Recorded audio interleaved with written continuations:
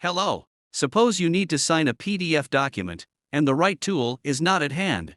No problem. Just open a browser and go to Aspose eSign application. Click inside the file drop area to upload a document file or drag and drop a document file.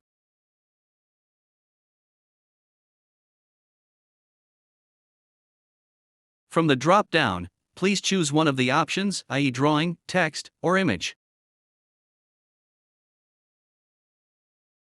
In this video, we use drawing. Let's write our signature.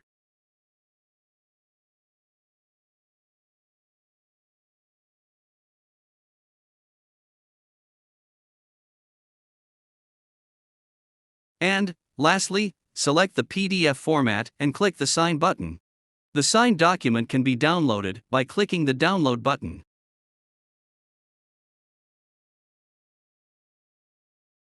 Now, you can see the signed document. Thank you for watching this video. You can find a link to the application in the description of this video. Bye.